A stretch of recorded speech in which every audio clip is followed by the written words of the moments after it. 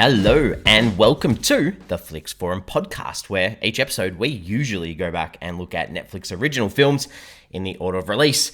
But today, we're doing a little preview show on the upcoming Screen Actors Guild Awards, or the SAG Awards, because Netflix is actually broadcasting them for the first time. So pretty excited about this. As always, I'm Jesse, I'm your host, and thanks for joining me on this little mini podcast that we're going to look at who's going to win, what are some of the big nominations, and I guess as well, how is Netflix represented in the awards and the nominations too. So a bit of the rundown, I guess, about the Screen Actors Guild Awards. So this version this year, it's the 30th annual Screen Actors Guild Awards, and it obviously honours the best achievements in not only film but television too for the previous year, which was 2023.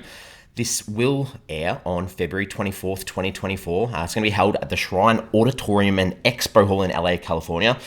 As I said before, this is the first time the ceremony is going to be on Netflix, with the broadcast starting American time, 8 p.m. Eastern Standard Time, 5 p.m. Pacific Standard Time. So in Australia over here, that's about 11 o'clock in the morning on the Monday after the 25th of Feb. So be a big Monday for me watching along. The nominees for this award ceremony were announced on January 10th, 2024 by Kumali Nanjiani and Issa Rae at the SAG Awards Netflix Instagram live feed.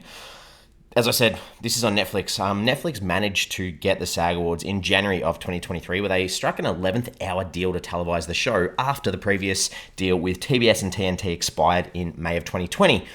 But the previous year's ceremony, so the ceremony back in 2023, was broadcast on Netflix's YouTube channel because Netflix was still experimenting with live broadcasts at the time. So that's how we've come along to our first ever live broadcast on Netflix of an award show. Very exciting. All right, I'm going to focus on some of the nominees. Obviously, a little bit more film on this podcast, so we're going to have a deep dive into the film nominees. We'll touch on the TV nominees as well, just to sort of see where Netflix is at. So for film, we start off with the outstanding performance by a male actor in a leading role. So we've got Bradley Cooper from Maestro. We've got Coleman Domingo from Rustin. We've got Paul Giamatti from The Holdovers. Cillian Murphy from Oppenheimer, and Jeffrey Wright from American Fiction. I think, this is pretty easy to sort of work out if you've been following any of the awards commentary over the last few months. Robert Downey Jr. from... I'm jumping ahead. Cillian Murphy from Oppenheimer for the lead actor performance. I think he's a lock-in. I think that's an easy one to sort of say. Obviously, Coleman Domingo from Rustin, that is our Netflix nomination in this category. Don't think he's got any chance, to be honest, in this one. Obviously, Bradley Cooper too. Maestro is a Netflix original film. Got a podcast episode on that film if you wanted to check that out as well.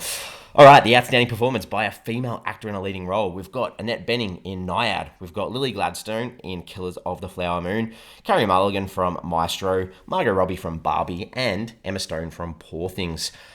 I guess obviously we've got Annette Bening from Nyad. That's a Netflix original film, as well as Carey Mulligan for Maestro, another Netflix original film. So Netflix, a couple of big noms in the first two categories. This is a tough one, I think, to sort of pick who's going to win this, Lily Gladstone or Emma Stone. I think Emma Stone's had a lot of the recent sort of run. Poor Things, great performance in that film. I'm going to go with Emma Stone, I think, just to go a little bit different. So I know Lily Gladstone had the run early on, but I'm going to go with Emma Stone for this one as well. Outstanding performance by a male actor in a supporting role. This is where I got a little bit early before with Robert Downey Jr., but we have Sterling K. Brown in American Fiction. We've got Willem Dafoe in Poor Things. We've got Robert De Niro in Killers of the Flower Moon. Robert Downey Jr. in Oppenheimer, and Ryan Gosling from Barbie. I think this one, again, is a lock for Robert Downey Jr. from Oppenheimer. This has literally been called since the film released back, July last year. So, yeah, easy one there. I think outstanding performance by a female actor in a supporting role. This one, again, is a lock, I'm pretty sure. But the nominees, we've got Emily Blunt from Oppenheimer. We've got Danielle Brooks from The Color Purple. Penelope Cruz from Ferrari. Jodie Foster from Nyad, another Netflix original film, as mentioned. And I know that there's a bit of contexture around how to pronounce her name, but Davine Joy Randolph from The Holdovers. Dead set lock, hers to win. There's no one else that is going to take that award. All right, the second last sort of film category we've got is the outstanding performance by a cast in a motion picture. So we've got the cast of American Fiction, Barbie, The Color Purple, Killers of the Flower Moon, and Oppenheimer. No Netflix nominations there. Oppenheimer, should win that one quite easily. And then the last one, this is sort of a newish one. We've got the outstanding performance by a stunt ensemble in a motion picture. So the films nominated for this one, we've got Barbie, Guardians of the Galaxy 3, Indiana Jones and the Dial of Destiny, John Wick Chapter 4, and Mission Impossible Dead Reckoning. I think the part 1 has been dropped from that film. So I think John Wick's probably the favourite, but I'm going to go with Mission Impossible for this one. Just a bit of an outsider, I think. All right, TV. Not going to go through all the categories. Just going to mention, I guess, the Netflix nominees, and I think pretty much anything that Succession, the HBO show, has been nominated in is going to win. But let's have a look. What's Netflix nominated for on TV side of things? We've got the outstanding performance by a male actor in a television, movie, or limited series. Stephen Yeun from Beef, the Netflix original show. He should win that, so that's good. And I think if we look sort of on the opposite side of the table, where we've got the outstanding performance by a female actor in a television, movie, or limited series, for the same show, for Beef, Ali Wong, pretty sure she should win as well. So we might get a double there from Netflix.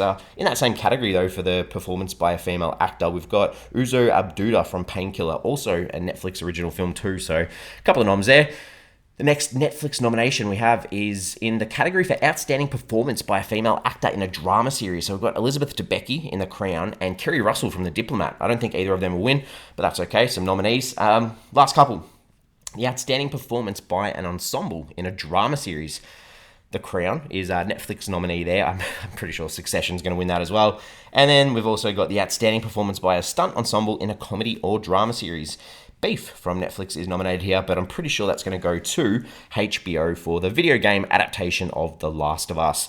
The other thing, I guess, to mention for this ceremony is that Barbara Streisand is going to be receiving the Screen Actors Guild Life Achievement Award, so good on her. That'll be nice. Looking forward to watching this next Monday, Australian time. Hope you've sort of enjoyed the little breakdown. Obviously, we'll be back next Monday to talk through the actual presentation, I guess, of the actual show. We're on socials. We've got Twitter. We've got, X. We've got Facebook and Instagram. Give us a follow. Give us a like. Just wanted to ask, in relation to this, who's your lock-in to win an award at this ceremony? I think it's really hard to not go with Robert Downey Jr. Or Joy Divine for... Divine Joy for The Holdovers. They're my two, the supporting roles are my locks. But we're back, obviously, Monday with a sort of a coverage of this show. We've got 300 plus episodes of Netflix original films in our back catalogue to check out. And we're going to sort of cover the Oscars in the next few weeks too. So stick with us, hang around. Thanks for listening today. And hopefully the SAG Awards go well and we'll be able to talk about it next week.